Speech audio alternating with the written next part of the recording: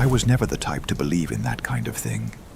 Ghosts, spirits, hauntings always sounded like something for people who scare easy. But there are things you see with your own eyes, and after that, my friend, there's no way to keep pretending they don't exist.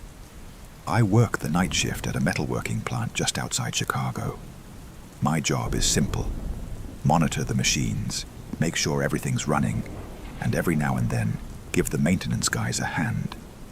The factory is old, full of narrow hallways and dark warehouse bays.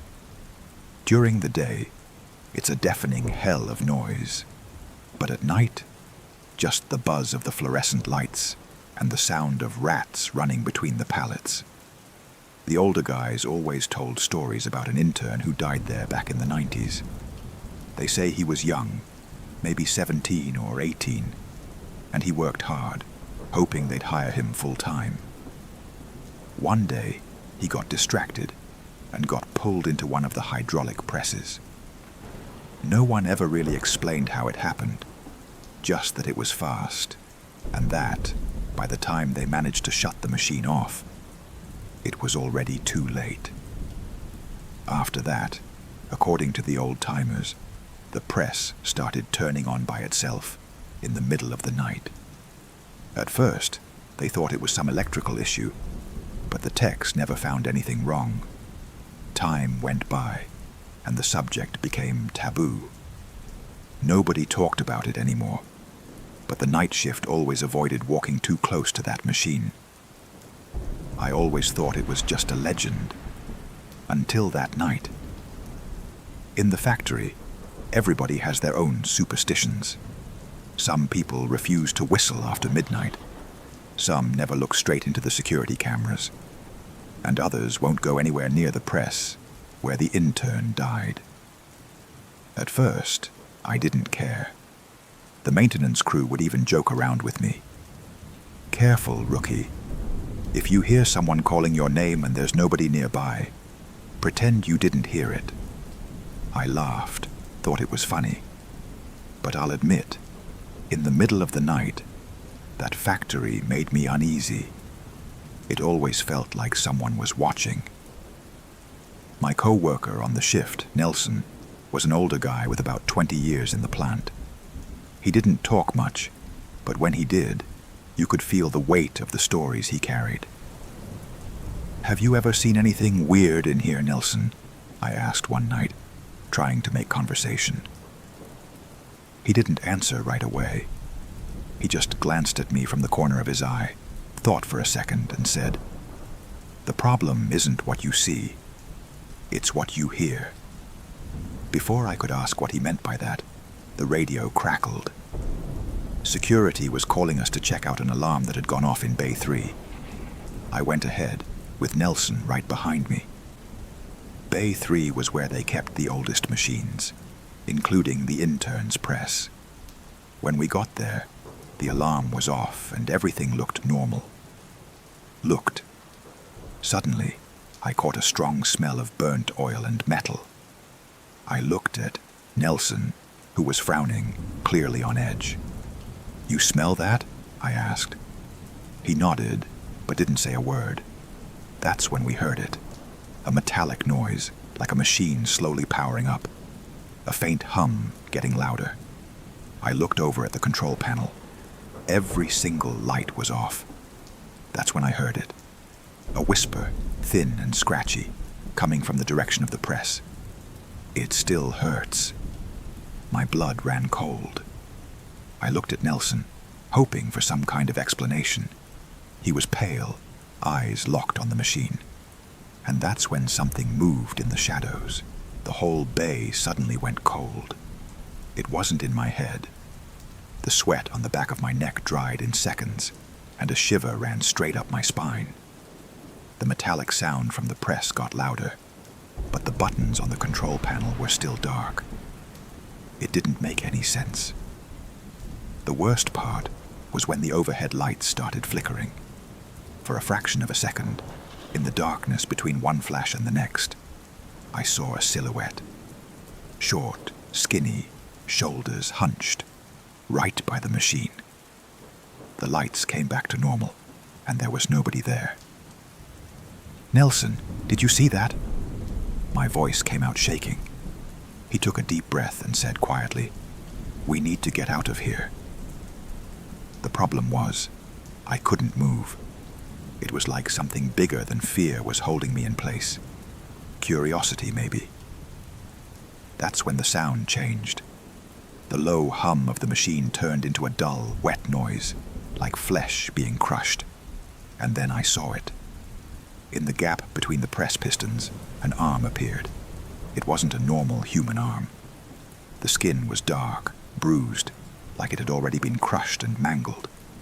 The fingers twitched, trying to grab onto something. My stomach flipped.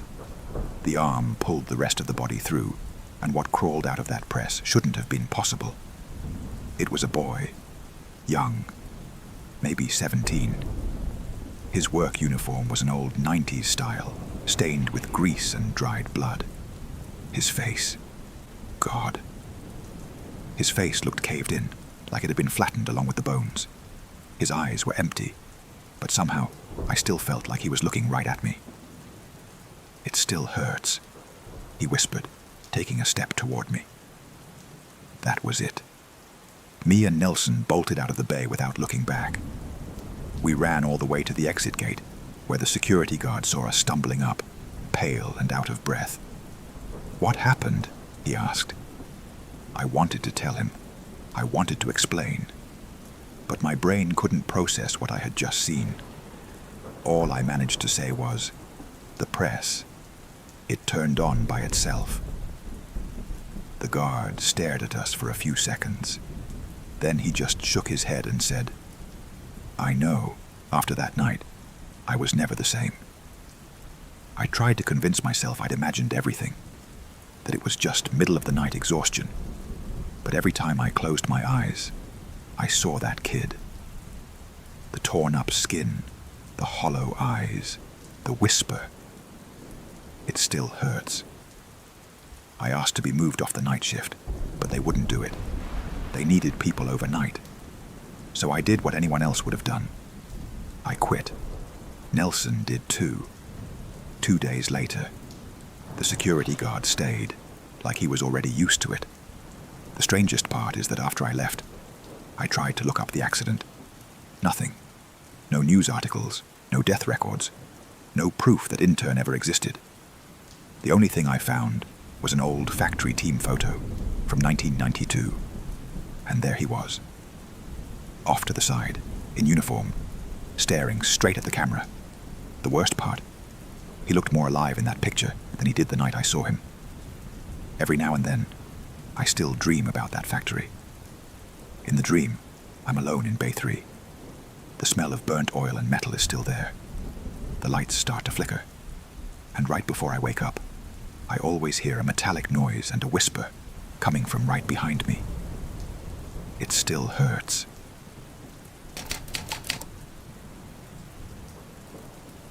If there's one thing I've learned from working the graveyard shift, it's that the night has its own kind of customers. I work at a roadside diner off the interstate in rural Missouri. During the night shift, things are slow. A few truckers stopping for coffee, shady people running from something, and couples who clearly shouldn't be there together. But out of all the customers I've ever seen, none unsettled me more than him. The old man in the black suit. He showed up every single night, always at exactly 2:45 a.m. Not a minute earlier, not a minute later. He walked slowly up to the counter without making a sound, like his feet barely touched the floor. He'd come close, look at me with those sunken, grayish eyes, and say in a low, dragging voice, "Coffee, black, no sugar." I'd pour it.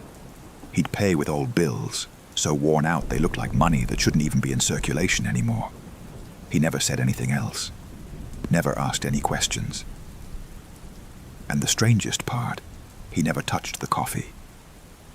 He would just sit there, staring at the cup like he was waiting for something. After a few minutes, He'd get up and walk out the door, disappearing into the fog that hung over the highway. I tried to follow him with my eyes a few times, but it was like the night just swallowed the old man whole. The diner sat in the middle of nowhere, miles of empty highway in both directions, just the harsh glow of the fluorescent lights and an old radio in the corner playing some muffled country song. I worked the night shift with Ray, the security guard. He was a big, quiet guy who'd seen just about everything on that stretch of road. Once, he caught a guy trying to rob the place with a piece of wood and just snapped the thing out of his hand like it was a twig. Ever since then, I knew Ray wasn't the type to scare easily, but even he was bothered by the old man in the suit. "That guy gives me the creeps," he'd say. "Looks like he barely even touches the ground." I laughed it off, but deep down, I felt the same thing. One night, I decided to ask Zeke, the owner of the diner, who'd been there for over 30 years. "Has that old guy been coming here a long time?" Zeke shot me a sideways look, like he didn't really want to talk about it. "Far as I can remember," he said. "You're kidding." He just shook his head and said, "I pour the coffee and don't ask questions. I suggest you do the same." That sent a chill through me. What did he mean? As long as he could remember. Did the old man never age? Ray didn't have much patience for mysteries. That same night, when it got close to 2:45, he stood by the door, waiting. The old man showed up. Same black suit, same silent walk, same empty stare. He ordered his coffee, paid with those worn-out bills. But this time, when he stood up, Ray went after him. "I want to see where that bastard goes." The old man pushed the door open and walked straight into the fog hanging over the highway. Ray followed. I kept watching through the window, waiting to see them appear on the other side of the lot, but Ray disappeared. The highway was empty. No footsteps, no voices, nothing. Just the cup of coffee, still hot, sitting on the counter. I stood there at the window, waiting for Ray to come back. 2 minutes, 5 minutes, 10. Nothing. I grabbed my phone and called him. It rang until it went to voicemail. My stomach twisted. Ray wasn't the joking type. He wouldn't just disappear like that. I stepped out of the diner and walked to the edge of the highway. The fog was so thick, I could barely see 6 feet in front of me. "Ray!" I shouted, but my voice sounded like it was being swallowed by the silence. Nothing. I turned on my phone's flashlight, but the beam died fast in the fog. It was like the world stopped right there. No cars on the road, no wind, no crickets, nothing. That's when I saw them. Footprints. Big boot prints, just like Ray's, heading straight ahead. But then, out of nowhere, they just stopped. They didn't turn back, didn't curve off to the side. They just ended in the middle of the highway. My heart started pounding. I took a step back and almost fell when I heard a hiss coming from my phone. The screen went to static. Then an audio came through, muffled, like someone talking underwater. "Help!" It was Ray's voice. "Where are you?" I screamed, desperate. Silence. Then I heard the worst sound of my life. A choked scream, like he was being dragged somewhere tight and deep. After that, the phone shut off by itself, and the fog swallowed everything. I ran back into the diner and locked the door. My whole body was shaking. My chest was heaving up and down out of control. Zeke just looked at me without saying a word. He knew. I wanted to ask, wanted to yell, wanted to do something, but the words wouldn't come out. The next night, at exactly 2:45 a.m., the old man came back. He sat at the counter with that same cold, empty stare. Coffee, black, no sugar. And this time, when he set the money down on the counter, There was something else lying with the worn-out bills. A security badge. With Ray's name on it, my blood ran cold when I saw Ray's badge on the counter. This couldn't be real. My fingers were shaking as I picked up that cold, dirty piece of metal. There was a dark stain along the side, something between grease and dried blood. I looked at the old man, my heart pounding in my chest. He just stared back at me, without blinking, and said, "The coffee's getting cold." I dropped the badge and took a step back. "Who are you? What did you do to Ray?" The old man smiled. For the first time since I'd started working there, he smiled. But there was nothing human in that smile. "The road always takes what belongs to it," he said. He stood up, straightened his suit jacket, and walked out the door, disappearing into the fog like he always did. I wanted to run after him, wanted to scream, but I couldn't move. When I finally got control of my legs again, I bolted out of the diner and ran to the edge of the highway. Nothing. No footprints, no Ray, no trace of anything. The fog started to thin out slowly, and for the first time in a long while, a car drove past on the highway. The driver honked, making me jump. "Hey, you okay, man?" he yelled out the window. I opened my mouth to answer, but before I could say anything, the headlights swept over something on the shoulder. My heart stopped. Ray's phone was lying there, thrown on the ground, screen cracked, and right next to it, pressed deep into the mud. A footprint that wasn't human. I quit the next day. I didn't explain anything. There was no point. Zeke just nodded, like he'd been expecting it. I never went back to that diner. But every now and then, on nights when I can't sleep, I grab my phone and start looking up news about people who've gone missing on that stretch of highway. And every time someone disappears without an explanation in the same area, the story always mentions the same thing. An old man in a black suit, and a thick fog that swallows everything around it.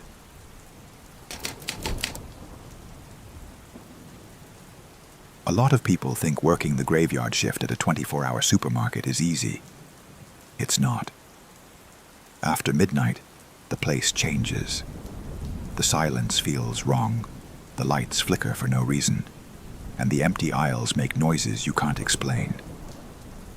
But the worst part was the crying.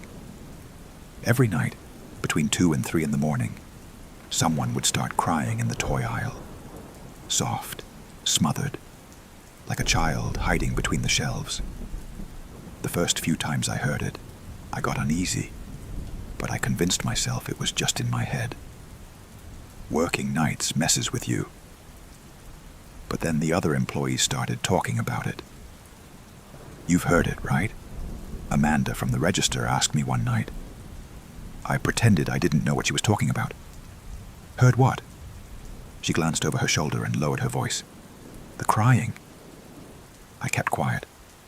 I thought I was imagining it, but last night I saw the baby stroller move by itself. My blood ran cold. I'd seen it too.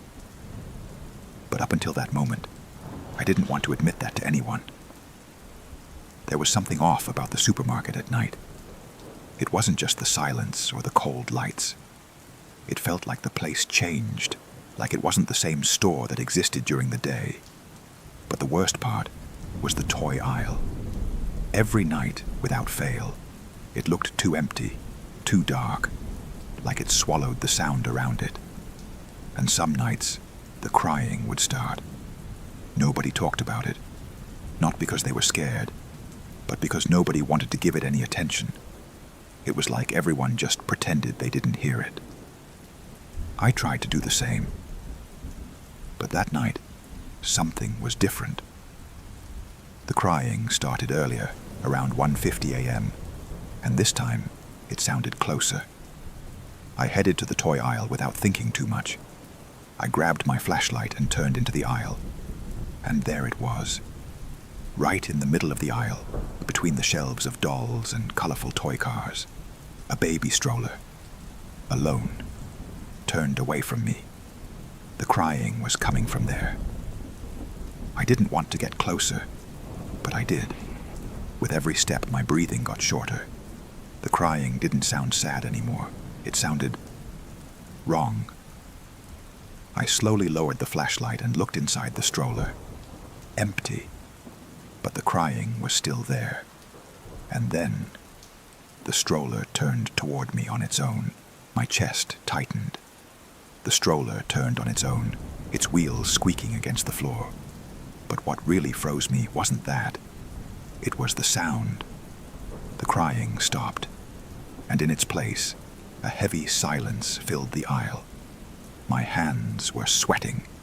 My legs wanted to run, but something in me needed to understand. I looked around. The shelves seemed taller than before. The aisle felt narrower. It didn't make sense. I knew this store. I'd worked there for months. But suddenly, it was like something had shifted without me noticing. I took a step back, trying to convince myself it was just exhaustion, just my night shift paranoia. That's when I heard it. A sharp, dry crack, like someone had just stepped out from behind a shelf. The sound came from my left. I snapped the flashlight in that direction. Nothing. Another crack, now behind me. I spun around again. Nothing. The whole store was dead quiet. Except for one thing. A faint, muffled giggle. Soft, childlike. But the worst part wasn't hearing it. The worst part was feeling its warm breath against the back of my neck. My whole body went cold. That laugh, way too close. I could feel warm air on the back of my neck, like someone was standing right behind me. But I knew I couldn't turn around. Every fiber in my body was screaming, "Don't look." The silence grew even heavier. It felt like the whole store was holding its breath along with me. Then, something touched my hand. My fingers were stretched out, gripping the flashlight, and I felt it. Small fingers, cold and shaky. They brushed lightly across my skin, like a child trying to hold my hand. And then they started to squeeze. Instinct took over. I ran. I didn't look back, didn't think about anything. I just ran. I bolted past the toy aisle, cut through the deli section, then toward the registers. The layout was normal. The exit was exactly where it always was. But one thing was not normal. The lights were flickering, and the crying started again. Except now it wasn't coming from the toy aisle. It was coming from every speaker in the store. A child's crying, echoing through the entire place. My vision blurred, my breathing turned heavy. As I passed the front lanes, I saw Amanda, the cashier who'd told me about the stroller. She was looking at me with a strange expression. "You saw it too, didn't you?" she whispered. I didn't answer. I just walked out. The next day, I asked to switch shifts. I never worked nights again. The store went on like nothing had happened. Customers, employees, carts, the same old routine. But for me, it was never the same place. Sometimes, when I walk past the toy aisle, I see a baby stroller no one remembers putting there. Sometimes, over the store radio, someone leaves a mic open and a weak, distant sound slips through, like a child crying. And some nights, when I close my eyes, I can still feel small fingers squeezing my hand.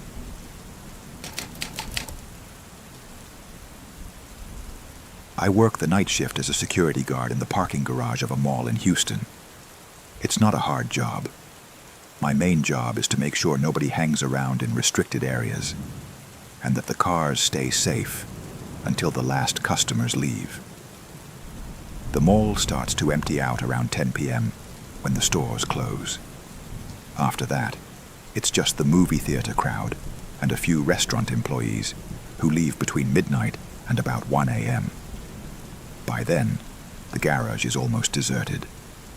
Silence takes over, broken only by the muffled sound of engines starting and the elevator doors opening and closing. My post is on level B2, the lowest level of the garage. Not many people park down there because it's farther from the main entrance. Mostly, I see employees who want to avoid the foot traffic upstairs, and a few customers who don't mind walking a little farther. Most of the time, the shift goes by without anything happening. I do my rounds, check the cameras, walk past the elevators, and watch the last few cars pulling out. The only time it gets a little busy is when the last movie lets out, because there's always someone late leaving the mall. But there's something about this place I've never liked. Level B2 has a strange kind of silence. Even when there are cars parked there, even when someone's standing around waiting for an Uber, it always feels too empty. I don't know if it's the harsh white lights or the way the concrete kills the sound, but I always get the feeling this parking garage is bigger than it should be, like there's too much space, like there's something down here I can't see. Working night security does something weird to your head. At first, you think it's going to be easy. Watch the cameras, walk a few rounds, sign a report. That's it. But after a while, when the routine repeats night after night, you start noticing details nobody else pays attention to. For example, I know that every single night, an alarm goes off by itself at the emergency exit on level B1. Maintenance has already checked it, swapped the sensor, reset the system. Nothing fixes it.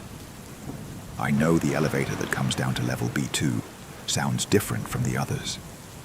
It rides down normally, but when it reaches the floor, there's this strange metallic hiss, like something is stuck somewhere in the mechanism.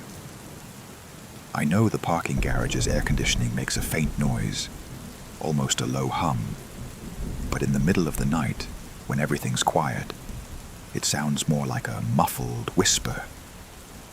And I know the other guards avoid taking long patrols down on level B2. Not because it's dangerous, there's no real danger down there, but because, according to them, there's this weird, nervous feeling that creeps up on you if you stay on that level too long. I never cared much about that. I always figured it was just people spooking themselves. Until I started noticing one very specific detail. Every night, after the last movie lets out, people come down in the elevators and walk toward their cars. Some are talking, some scrolling on their phones. They get in their vehicles and drive away. But sometimes, in those last few minutes, before the garage goes completely empty, I see someone standing near the elevator, and that person doesn't leave. The mall shuts down completely at 2 a.m. After that, it's just security doing final rounds, the cleaning crew, and maintenance checking the elevators and ventilation systems. The parking garage is supposed to be completely empty. Supposed to be. I started noticing a pattern. Every night, between about 12:40 and 1 a.m., after the last customers leave, I see a man standing near the elevator on level B2. He's always there, always in the same spot, always with his back to me. At first, I thought he was just another customer waiting for an Uber, or someone zoning out on his phone. But a few things didn't add up. First, he never gets into the elevator. He just stands there, waiting. But waiting for what? Second, he never walks to a car. And if he does, I never see it. One moment he's there. The next time I glance over, he's just gone. One night, I grabbed my radio, ready to ask the other guards if anyone else had seen this guy. But before I could say anything, the lights in the garage flickered. For a few seconds, everything went dark. When the lights came back on, he was gone. I scanned the level, looking for any sign of movement. Nothing. I pulled up the camera feed to check the recording. The footage showed the garage looking completely normal. No man in a hat standing by the elevator. But I knew, with absolute certainty, what I'd seen. So why didn't the cameras show anything? After that night, I couldn't ignore it anymore. The man by the elevator was there, but somehow the cameras never caught him. It bothered me in a strange way. It wasn't fear, not yet. It was curiosity mixed with suspicion. So I did something I'd never done before. I went up to the mall's monitoring room and asked Jonah, the guard who handled the cameras, to pull up the recordings from the last few nights. "You think something's up?" he asked, frowning. "I just want to check something down on level B2. Jonah rolled his eyes. Nobody liked staring at B2 for too long, but he pulled the files anyway. I scrubbed through several nights, always at the same time. And every single night, on the recording, the elevator area was empty. No man standing there. No strange movement. But I knew he'd been there. So I had another idea. "Can you switch to the live feed? I want to see it right now." Jonah tapped a few keys and brought up the live view. The screen showed level B2. Elevator doors closed. Empty. But I wanted to be sure. I grabbed my radio and said, "I'm heading down to B2. Let me know if you see anything weird on your end."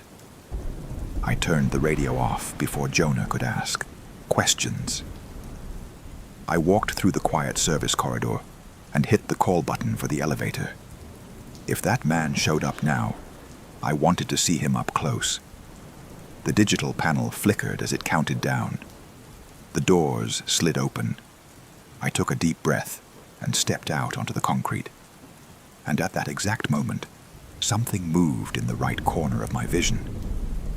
I turned my head slowly, and there he was, right next to the elevator, standing still, back turned to me. My chest felt heavy. He was already there before I even stepped out of the elevator. I froze for a moment, air stuck in my throat. My brain was scrambling to make sense of what I was seeing. The man didn't move. He just stood there, beside the elevator, like he was waiting for something. The silence in the garage felt thicker, almost suffocating. Even the hum of the lights and the distant rumble of the ventilation seemed to fade. I could feel something old and primal inside me, screaming, "Get out of here." But at the same time, another part of me wanted to push it, to see how far this would go. So I did what any security guard would do. I tried talking to him. "Sir, you waiting for someone?" My voice sounded wrong in the empty concrete space. The man didn't respond. I tried again. "The mall's closed, sir. You need to head out." Nothing. The only thing that moved was his hand. Subtle. Slow. Like he was just testing whether he could still move it. My chest tightened. That didn't feel like a normal reaction. I reached for my radio. "Jonah, you seeing this?" I asked. Static came first, then his voice. "Seeing what?" My heart kicked up. "The guy down here on B2, right next to the elevator." Silence. Then Jonah let out a short, awkward laugh. "Danny, B2's empty." My whole body locked up. I looked back at the man standing there. He was still there, just a few yards away from me. But Jonah couldn't see him. That's when I realized I was on my own with this. My fingers tightened around the radio. "Jonah, you sure about that?" I asked. My voice was shaking. There was a pause on the other end. Then he answered, "Danny, you're the only one down there. Elevator's empty." Empty. That word hit different. I took another step back, keeping my eyes locked on the man standing there. If Jonah couldn't see him, what was I looking at? The man didn't move, didn't speak, didn't do anything. He just stood there. And somehow, that was worse than if he'd done anything else. My mind kept trying to come up with something logical, but there was nothing that fit. So I did the only thing that made sense in that moment. I turned my back and left. I walked across the garage without running, but every step felt heavier than the last. With each footstep, I waited to hear something behind me. A sound, a shuffle, anything, but nothing happened. And somehow, that was even more terrifying. When I got back to the security office, Jonah stared at me. "Dude, you're white as a sheet. What happened?" I didn't answer. I didn't know how to answer. I just sat down, stared at the monitors. And level B2 was empty. The elevator was still. No one anywhere near it. I stayed there, watching that screen for a few minutes, waiting for something to happen. But nothing did. To this day, I still don't know what I saw that night. The man by the elevator never showed up again.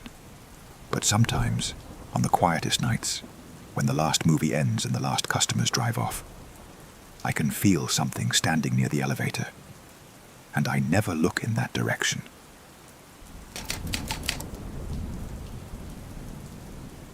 If there's one thing you learn working nights, it's that the dark is never really empty. There's always something out there, just waiting for you to let your guard down. My name's Eduardo, but everybody calls me Eddie. I've been working for almost 3 years as a night watchman at a municipal cemetery on the outskirts of Cleveland. Not exactly a dream job, but it paid the bills. And at first, it was actually pretty quiet. My job was simple. Lock the front gate, walk the grounds once, make sure there were no intruders, and then spend the rest of the night watching the security cameras from the guard shack. The cemetery sat away from downtown, surrounded by dim, quiet streets and big trees that cast strange shadows whenever the wind picked up. In the middle of the night, you didn't hear much besides a random rooster crowing somewhere and the distant hum of a sleeping city. Well, almost nothing, because some nights, someone else was in there. A shadow walking slowly between the graves. The first time I saw it, I figured it was just a trespasser, maybe some homeless guy trying to sleep there. I grabbed my flashlight and headed straight toward him. "Hey, you can't be in here." He didn't answer, just kept walking. My flashlight beam hit his back. It was a tall, skinny man in worn-out black clothes, walking unhurriedly, like he was just out for a stroll. I picked up my pace. "Hey, man," I called out, my heart starting to race. Nobody was supposed to be in there. He turned the corner around a family mausoleum and disappeared. I got there in 2 seconds. There was no exit, and he was gone. I looked around, trying to find any explanation. Nothing. No footprints, no rustling, no sound at all. I headed back to the guard shack, a little shaken. When I got there, I checked the security cameras. Nothing. It was like I'd imagined the whole thing. But I knew I hadn't, after that night. I couldn't get that man out of my head. Over the next few days, I paid more attention to the cameras, to the darker corners of the cemetery, to the sounds you only notice when everything else is quiet. And that's when I started hearing it. In the middle of the night, when everything went still, I'd hear footsteps, slow ones, dragging ones. Sometimes they came from near the front gate, sometimes from the oldest part of the cemetery. When I stepped outside to check, nobody. I started asking the day shift guys about it. Harry, the oldest gravedigger there, just shrugged when I mentioned the man in black. "If I were you, I wouldn't go looking into that," he said. "Why not?" I pushed. He stared at me for a second, then spat on the ground. "Because some things, Once they realize you've noticed them, start noticing you back. That sat in my head all day. At 11 p.m., when my shift started, I decided to do something different. I grabbed the radio, turned the volume all the way down, and waited. If that guy showed up again, I was going to follow him. And at exactly 2:45 a.m., there he was. Same tall, skinny silhouette. Same dragging steps. This time, I didn't call out to him. I just followed. The man walked slowly down the middle of the cemetery path. He passed old graves, cracked headstones, and family mausoleums with names worn smooth by time. But he never looked to either side. He knew exactly where he was going. And without even realizing it, I was following him straight into the oldest section of the cemetery. A place almost nobody went anymore. With every step I took, the air felt heavier.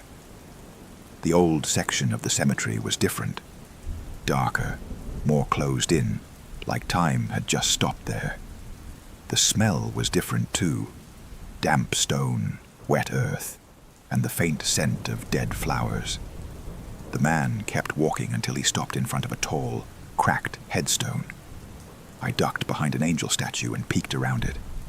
He was standing with his back to me. He didn't move, didn't pray, didn't say a word. He just stared at the stone. Then something happened. My flashlight flickered. His body shuddered. A violent chill ran straight up my spine. That's when he turned his head. Slowly. So slowly. In my direction.